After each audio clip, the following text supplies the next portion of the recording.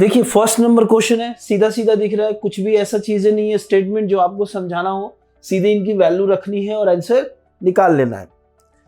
देखिए सबसे पहले क्वेश्चन लिख लेते हैं एक बार, sine 60 degree cos 30 degree plus sine 30 degree cos 60 degree. अब इनका जो वैल्यू है वो हम एक पैटर्न रखते हैं जो हमारे माइंड में आसानी से याद रखें, क्योंकि बहुत सारे हैं, लगभग 30 से 35 हो जाते हैं ऐसे करके इनकी वैल्यू, तो उनको एक पैटर्न से हम याद रखते हैं। सबसे पहली चीज है साइन 60 डिग्री। अगर हम साइन 60 के लिए जाएं तो सबसे पहला जो है √3/4, अगर हम इसको रूट से बाहर करते हैं तो वो क्या बन जाता है हमारा √3/2। तो साइन 60 की वैल्यू क्या हो जाएगी √3/2। जो साइन 60 है रिवर्स के लिए हम उसी को cos 30 समझते हैं, तो cos 30 भी सिमिलर वैल्यू कंटेन करेगी जो कि हमारा √3/2 होगा।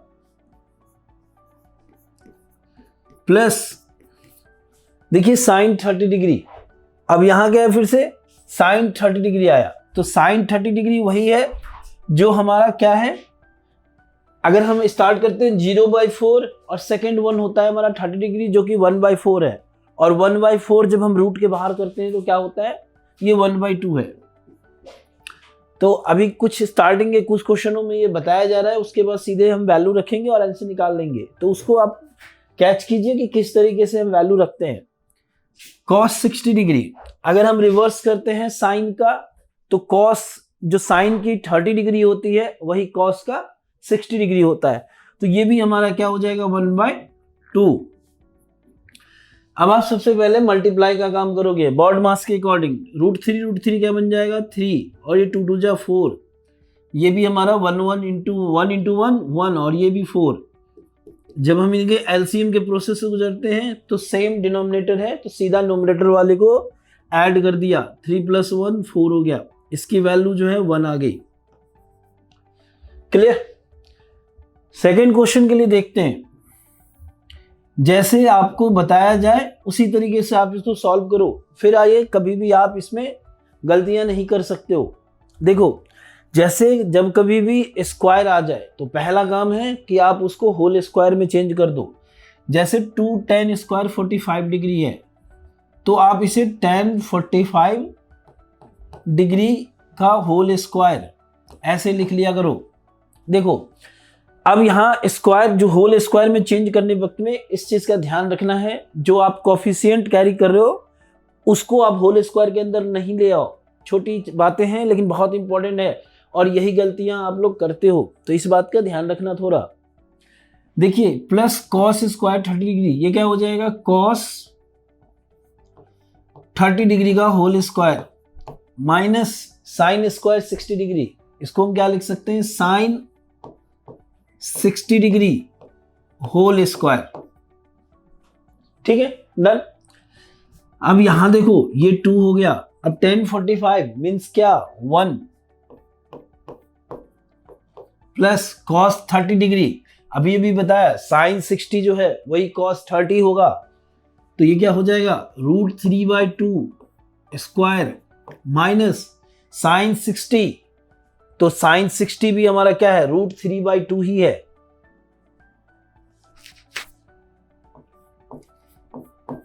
देखो अगर आप स्क्वायर करोगे फिर भी सेम नंबर है, तो इन दोनों को आप कैंसिल कर दो यहीं से, 2 × 1 का स्क्वायर 1 होता है, और इस तरीके से ये क्या हो जाएगा हमारा 2 हो जाएगा। जब आप इसको अच्छी तरीके से समझ लोगे तो ऐसा करना कि यहां से यहां कैंसिल कर देना, ठीक है, डायरेक्ट। ऐसा कभी मत करना, ऐसे आपके नंबर भी कट जाएंगे। ठीक है, कि अगर cos 30 की वैल्यू जो है वही sin 60 की वैल्यू है, प्लस माइनस में है, तो हम यहाँ ट्रिगोनोमेट्रिक रेशियो की जगह ही कट कर दें।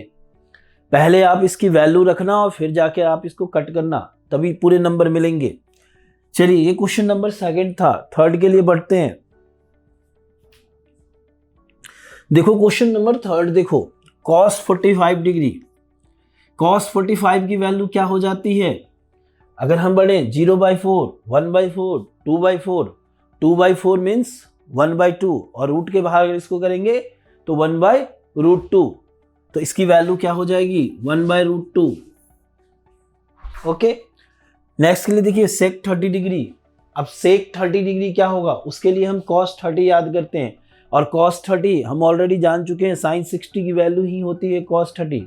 sin 60 था √3/2, cos 30 भी √3/2, लेकिन यहाँ सेक है तो उसका रेसिप्रोकल हो जाएगा, यानी साइन का रिवर्स किया और cos का रेसिप्रोकल कर रहा हूं, तो ये क्या बन जाएगा 2/√3। फिर आगे जब हम cosec 30 डिग्री के लिए चलते हैं तो sin 30 की वैल्यू क्या होती है 1/2, तो cosec 30 क्या हो जाएगा 2/1। आगे हम जब इसको जो हम सिंप्लीफाई कर सकते हैं, तो अब हमें ये दिख रहा है कि ये a/b और c/d है। क्या है a/b और c/d। तो पहला जो काम होगा वो एक a, एक b, एक c, एक d में इसको चेंज करेंगे। एक एक का मतलब ये होता है कि एक से ज़्यादा हो तो एलसीएम लेकर के सॉल्व करो। जो a/b है आप उसे देख सकते हो, वो बिल्कुल वैसे ही है, एक 1 है एक √2 है, लेकिन जो डिनोमिनेटर में है उसे हमें चेंज करना पड़ेगा। हमने √3 एलसीएम ले लिया, ये 2 आ गया, डिनोमिनेटर से डिवाइड करने पर 1, 2 1 जा 2। फिर जब हम √3 को 1 से करते हैं तो √3 और 2 से मल्टीप्लाई करते हैं तो 2√3। अब ये एक कहलाएगा, क्यों? क्योंकि 2 + 2√3 को हम अनलाइक टर्म की तरह ट्रीट करते हैं, उसको हम वैसे ही रहने देते हैं। जब आप रूट से बाहर करोगे तभी आप उनको ऐड करोगे, नहीं तो सिमिलर रहने दो। देखो a/b और c/d का पैटर्न हमें पता है, a/b होता है और दूसरा c/d जो है वो d/c में चेंज हो जाता है। तो मैं इसको चेंज कर देता हूँ, √3/2 + 2√3, ठीक है, डन। और बहुत बच्चे क्या करते हैं, बड़ा क्विक फैसला लेते हैं, सर √3 कट गया। ऐसी गलती मत करना, कटता किस में है, इनटू में है, ठीक है, डन। जो प्लस की या माइनस की चीजें हैं वो न्यूमरेटर्स और डिनोमिनेटर कैंसिल नहीं होते हैं, क्लियर। अब देखो आगे की बात समझो, आप यहां पर छोड़ दोगे तो आपको पूरे नंबर मिल जाएंगे, बिल्कुल नहीं, आधे से भी कम नंबर मिलेंगे। इसका फाइनल आंसर कुछ और है, इसको रेशनलाइज करके बिल्कुल सिंप्लीफाई फॉर्म में करना होता है, और इस क्वेश्चन के लिए यही सब इंपॉर्टेंट है। यहाँ वैल्यू रखना, तो जब आप एक कुछ क्वेश्चन कर लोगे तो उसके बाद ये आपके लिए इजी हो जाएगा, लेकिन इसको सिंप्लीफाई करने के लिए आपको कई बार प्रैक्टिस करनी पड़ेगी, बिना प्रैक्टिस के वो चीज़ें नहीं आएगा। चलिए अब यहाँ देखिए, जो 1/√2 है, सबसे पहले मैं इसको रेशनलाइज करता हूँ एक ही जगह पर दोनों को। इसको मैं जो सिंगल है उसके लिए तो सीधा √2 से डिवाइड और √2 से मल्टीप्लाई, ऐसा कर दिया। सेकंड है √3/2 + 2√3। जब एक से ज़्यादा टर्म हो तो इनके बीच में जो साइन होता है उसके अपोजिट से हम मल्टीप्लाई करते हैं। देखिए ये क्या करेंगे हम, इसको 2 - 2√3 और अपॉन में 2 - 2√3।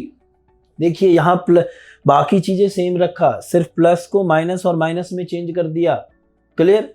अब यहाँ देखो ये जो बनेगा ये √2 बनेगा। अब √2 क्या बन जाता है, डिवाइड, दोनों मल्टीप्लाई करोगे तो 2 बन जाएगा। यहां देखो अब √3 × 2 - 2√3, जल्दबाजी नहीं करेंगे, बिल्कुल आराम से सॉल्व करेंगे। देखो ये जो इस तरीके से आप रेशनलाइज करते हो तो ये डेफिनेट पैटर्न है कि ये a + b × a - b के टर्म में आता है, जो कि हमारा a² - b² हो जाता है। देखिए ये 2 का स्क्वायर हो जाएगा -2√3 का स्क्वायर, a की जगह ये 2 है और b की जगह 2√3 है। आगे की कहानी ऐसी है कि ये √2/2 हो जाएगा, इनटू, ये तो है ऑलरेडी।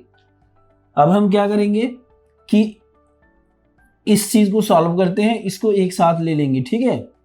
चलिए ये √3 × 2 - 2√3 रहने देते हैं,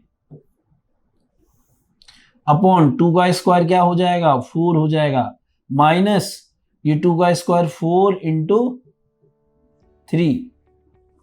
देखो बच्चों यहाँ एक चीज का ध्यान रखना, ये बच्चे ब्रैकेट यहाँ नहीं यूज करते हैं, जिसकी वजह से एकदम यही गलतियां करते हैं। जिनके माइंड में आ रहा होगा ये सब चीज हमें आता है, बड़ी छोटी चीज है, लेकिन एकदम यही गलती करते हैं। 2 स्टेप के बाद ब्रैकेट हटाना चालू कर देंगे और ये इससे मल्टीप्लाई का काम कर देंगे।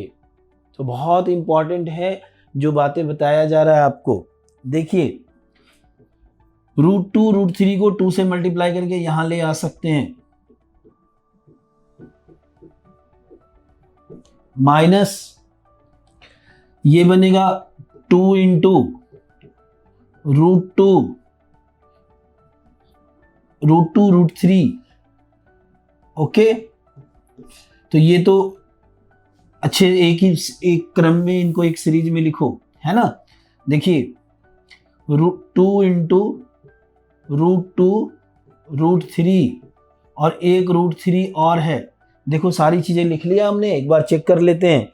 √2 √3 और फिर ये 2 √3 सारी चीजें हो गई, ठीक है। अब यहां देखो नेक्स्ट क्या है हमारा, 2 इंटू ये 4 माइनस क्या हो गया 12 हो गया। देखो यहां आगे क्या है 2। अभी देखो इनके ऊपर तो इनको तो कोई सिंप्लीफाई नहीं किया जा सकता है, तो 2 इंटू √2 √3 क्या हो जाएगा, मल्टीप्लाई हो जाएगा और इस तरीके से 2 √6 बन जाएगा। ये क्या हम लिख सकते हैं इसको 2 √6। नेक्स्ट देखिए यहां पर √3 क्या बन जाएगा 3 बन जाएगा और ये 2 इंटू 3 इंटू √2 बन गया। क्या बन गया 2 इंटू 3 इंटू √2 बन गया, डिवाइडेड बाय ये देखो ये 2 है हमारा। अब यहां से 4 माइनस 12 जो है वो माइनस का 8 आ जाएगा। क्लियर। इसके आगे यहां से इस 2 को कैंसिल करने के लिए हम दोनों से 2 कॉमन ले लेते हैं। तो जब हमने 2 कॉमन ले लिया तो आप यहां देख सकते हो यहां आपका √6 बच जाएगा। क्या बच जाएगा √6 और यहां से हटने पर ये 3 √2 बना अपॉन में 2 इंटू माइनस का 8। क्लियर। अब यहां देखो ये 2 कैंसिल हो गया, इन दोनों से माइनस कॉमन ले लो आप ताकि एकदम सिंपल फॉर्म में ये दिखे, नीचे माइनस भी नहीं रहना चाहिए, ठीक है। तो अब यहां से अगर हम जैसे माइनस कॉमन ले लेते हैं तो ये प्लस हो जाएगा यानी कि 3 √2 और ये प्लस जो है ये माइनस हो जाएगा यानी √6 अपॉन में -8, माइनस माइनस कैंसिल हो गया और ये हमारा फाइनल आंसर है 3 √2 माइनस √6 अपॉन 8। ठीक है। देखो आप जो मैं आपको बता रहा था कि यहां छोड़ देना और यहां से आपको पूरे नंबर मिल जाएंगे, उस जगह पे और यहां फाइनल आंसर तक आने में कितना का डिफरेंस है ना। इतने सारे स्टेप है, इसमें 1-2 स्टेप कम हो सकता है। जब आपको क्वेश्चन अच्छे तरीके से आते हैं तो आप जंप कर सके 1-2 स्टेप आप आसानी से क्वेश्चन के आंसर ला सकते हो, लेकिन ये फिर भी फिक्स है, 1-2 कम के अलावा ज़्यादा कम नहीं किया जा सकता है। तो अब यहाँ देखो इन दोनों में कितना अंतर है, यहाँ पर खुश हो गए या यहाँ पर खुश हो गए, तो डिफरेंस है ना, तो यहाँ पर ज़्यादा खुश रहोगे। ठीक है, डन। चलिए नेक्स्ट के लिए पहुंचते हैं। देखो 4th नंबर, सबसे पहले हम क्या करते हैं इनकी वैल्यू रख लेते हैं। साइन 30 डिग्री क्या होता है, साइन 30 डिग्री। ठीक है, अब तो याद हो गया होगा 1/2 tan 45 डिग्री। tan 45 की वैल्यू क्या होती है 1, और जब अगल बगल में डिनोमिनेटर दिख रहा हो तो 1 के नीचे भी डिनोमिनेटर लगा दिया करो, कोई रिस्क नहीं है ना। माइनस cosec 60 डिग्री, साइन 60 क्या हो जाता है √3/2, तो cosec 60 क्या हो जाएगा 2/√3 अपॉन sec 30, cos 30 क्या होता है √3/2, तो इसका क्या हो जाएगा 2/√3 प्लस cos 60 क्या होगा cos 60 1/2 sin 30 की वैल्यू। देखो मैं कैसे बोल रहा हूं, इसी तरीके से बोलना है, cot सोचना है। cot 45 क्या होगा 1, tan 45 1 है तो cot 45 भी 1 होगा, इसके भी डिनोमिनेटर में कुछ लगा दिया। जब इनकी वैल्यू लिख लेते हैं तो उसके बाद पहली चीज क्या सोचते हैं, पहली चीज ये सोचेंगे इसका पैटर्न a/b और c/d में है या नहीं है, तो बिल्कुल है, तो इसको सिंगल a/b और c/d में लिखेंगे। अब ये सिंगल a/b c/d ना आप किसी भी किताब में आपको ये नहीं मिलेगा ये लैंग्वेज, लेकिन क्वेश्चन को ध्यान रखने के लिए उसको अपने वर्ड्स में ढालिए, ठीक है, और इस तरीके से फॉलो कीजिएगा तो कोई चांस नहीं है गलती का, ठीक है। अब यहाँ देखिए, अब इसको हम क्या करेंगे, एलसीएम ले लेंगे 2 1√3 का, 2√3, 1 की तो कोई बात ही नहीं, इंटू में 2 से कैंसिल किया, √3 आ गया, plus 1 2√3 divided by 1 into 1 2√3, minus का 2√3 डिवाइडेड बाय √3, देख लो 1 2 √3 कैंसिल होके 2 और 2 2 जा 4। जो ये काम किया ना, इसी तरीके से डिवाइडेड का मतलब वो प्रॉपर ये लेके बैठोगे ना ऐसे 2√3 अपॉन √3 से डिवाइड करो, ठीक है, तो इन चीज़ों में कंफ्यूज हो जाओगे, तो ऐसे डिवाइड करने, ठीक है। देखिए नेक्स्ट की इसी के c/d की बात करते हैं। इसमें भी जो एलसीएम है वो है 2√3, 2√3, ठीक है। अब यहां देखो, फिर ध्यान बनाए रखना, यहां पर 2√3 √3 कैंसिल, ये 4 हो गया, प्लस में 2 2 कैंसिल, ये क्या बन गया हमारा √3 बन गया, और ये प्लस का 1 तो ये भी 2√3 बन गया। अब देखो, आप धीरे धीरे आपको हिंट मिल रहा होगा इससे, ये देखिए 2√3 और √3 कितना हो जाएगा, 3√3 हो जाएगा, है ना। √3 वाले कहीं आए, मन में x को सोच करके बनाओ, ये माइनस का 4 रहा, अपॉन में 2√3 इंटू, अब इसको थोड़ा एक साथ रेसिप्रोकल भी कर देते हैं और ऐड भी कर देते हैं। देखिए ये 4 प्लस 3√3, 4 प्लस 3√3, ठीक है, और ये आ गया फिर 2√3 रेसिप्रोकल होके, ये और ये कैंसिल हो गया, ठीक है। अब यहां देखो, इसको मैं थोड़ा अरेंज करके लिखता हूं, 3√3 माइनस का 4 और अपॉन में 3√3 प्लस का 4। देखिए कितने का डिफरेंस हुआ, 3 + 4 या 4 + 3, इसमें कोई फर्क नहीं है। लेकिन यहाँ पर अगर हम 4 + 3√3 लिखें और उसको 3√3 + 4 लिखें, तो इनमें जो इनका स्टाइल है उसमें चेंज हो गया, ठीक है।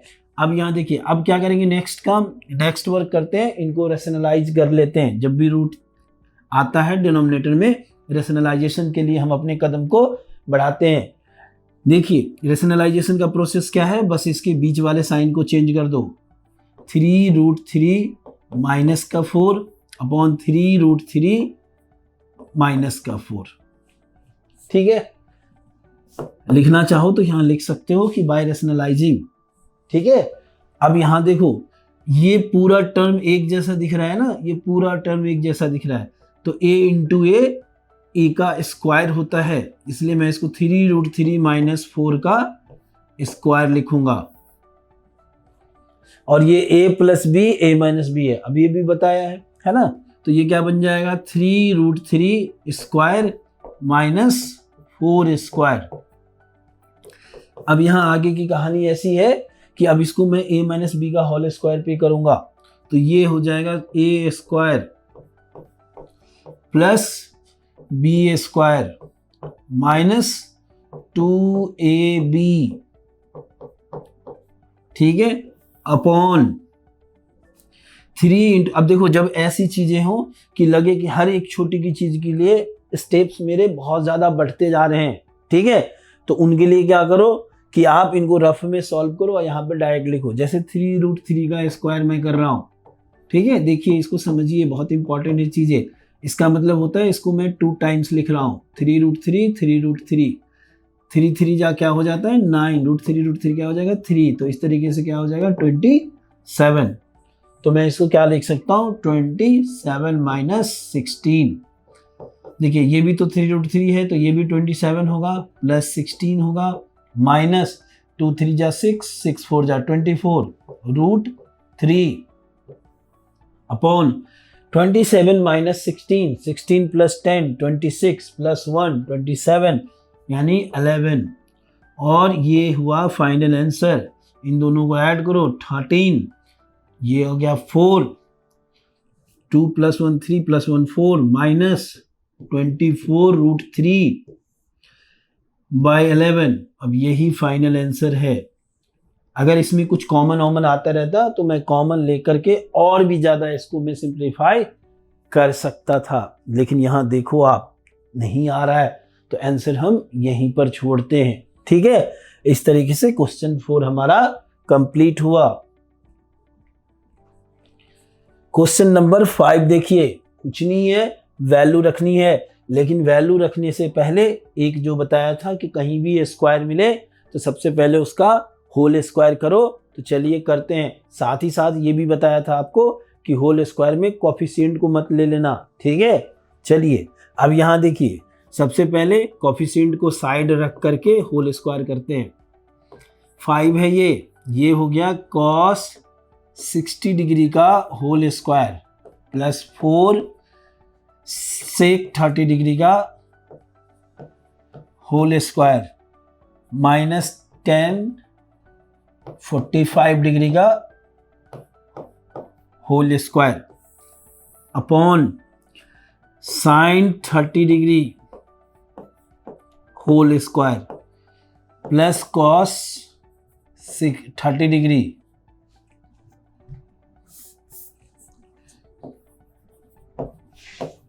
Whole square. ठीक है, पहले स्टेप से आगे बढ़ चुके हैं। अब इनकी वैल्यू रखने वाला काम, अगर होल स्क्वायर नहीं होता तो सीधे वैल्यू रखने से स्टार्ट करते हैं। ठीक है, देखिए एक बार समझ लीजिएगा तो फिर जिंदगी में इसको दोबारा समझने की जरूरत नहीं है। ठीक है, तो ध्यान रखिएगा स्टेप्स वगैरह। cos 60 की वैल्यू क्या होती है? cos 60 की वैल्यू हो जाती है 1/2 होल स्क्वायर। फिर ये है 4 sec 30 की वैल्यू, cos 30 क्या हो जाता है? √3/2, तो sec 30 क्या हो जाएगा? 2/√3 माइनस 10 45 क्या होता है? 1 का स्क्वायर डिवाइडेड बाय sin 30 क्या बन जाएगा? 1/2 स्क्वायर प्लस cos 30 √3/2, जिसकी वैल्यू मैं डायरेक्ट बोल रहा हूं, माइंड में चल रहा है ना कि कौन सी वैल्यू कैसे आ रही है। 5 × 1/2 का स्क्वायर, आप मन में ये करते जाइए। जितनी मैक्सिमम चीजें होती है मैं बोल देता हूं, लेकिन मैं जो बोलना छोड़ दूं उसको छोड़ नहीं देना है। मन के मशीन चलाते रहते हैं। देखिए 5 × 1/4, नहीं तो जंग लग जाता है ना। अब देखिए ये हो गया 4 × 4 का, फिर हो गया 2/√3, तो इसका स्क्वायर 2 का स्क्वायर 4 और √3 का स्क्वायर 3 माइनस 1 का स्क्वायर 1/1।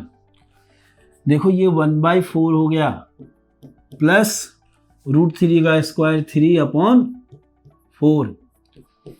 यहां तक पहुंचे हम, वो काम किए हैं, स्क्वायर किए, वैल्यू रखे। अब जो हमारे माइंड में आना चाहिए कि a/b c/d के पैटर्न में है, तो इसको हमें क्या करें कि एक सिंगल a/b और c/d के पैटर्न में इसको चेंज करें। ठीक है, देखिए तो एक काम करते हैं, मल्टीप्लाई करते हुए साथ साथ चेंज भी करते हैं। 4 और 3 है, यही डिनोमिनेटर में है, तो इसका एलसीएम 12 हो जाएगा। ये 4 से डिवाइड हुआ 3 5 जा 15 × 1 15 प्लस 3 4 जा 12 4 4 जा 16 16 4 जा 64 माइनस ये 12। ठीक है, अपॉन यहां से फिर 4, ये भी 4 है ना। ठीक है, डन। हाँ, जहां भी देखिए यहीं से 4 4 कैंसिल कर सकते हैं, लेकिन जहां भी 1% का चांस ले, एकदम बच्चों की तरह सॉल्व करना है, कोई रिस्क नहीं लेना है, लेकिन सिर्फ सही के लिए जाना है। Accuracy is more important then speed. ठीक है, स्पीड बाद में आ जाएगी। देखिए इनको ऐड कीजिए, ये 9 है, ये क्या हो जाएगा? 7 है माइनस 12/12 इंटू 4/4। अब इसको कैंसिल कर दीजिए। तो इस तरीके से 79 से अगर हम माइनस करते हैं, 9 - 2 7, और ये क्या बन गया? 7 - 1 6/12 12, ये आंसर हो गया।